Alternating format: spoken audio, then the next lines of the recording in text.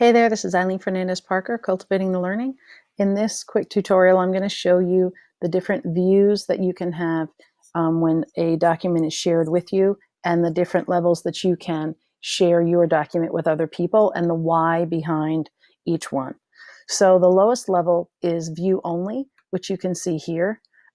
It clearly is labeled as view only, and you'll notice that the different menus here, some of them are grayed out, so that you cannot change anything in the document.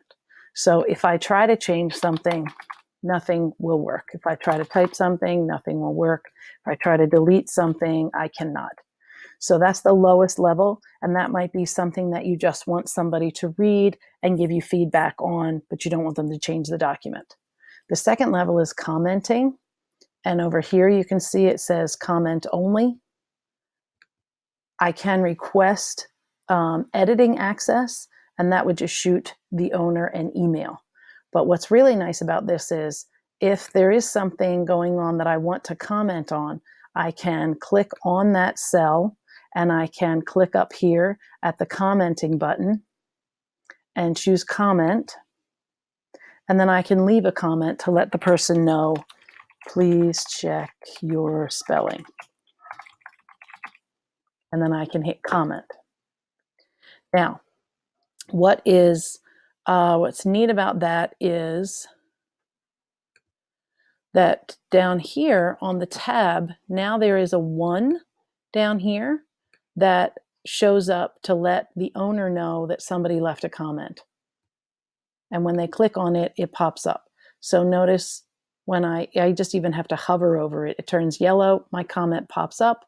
When I hover off of it, my comment disappears. So that's really nice. You don't have to go hunting for the comments. The third level is editing. And for this one, this is where the person has full editing rights. They have equal powers to the owner. And you can see that all of the different menus are active. If I go in here and I want to add something, I can also delete information. So you want to make really, you want to be very careful to whom you give editing rights, because if you just flat out give them to everybody in your department or everybody in your building, that's when you are clearly going to have problems.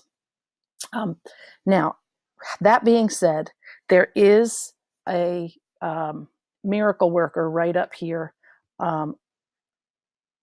When I click on that button, it opens up the history. So if somebody does change something and you've given them editing rights, you can go back and find the old version, and then you can hit restore this version, and then the changes that were made will be gone.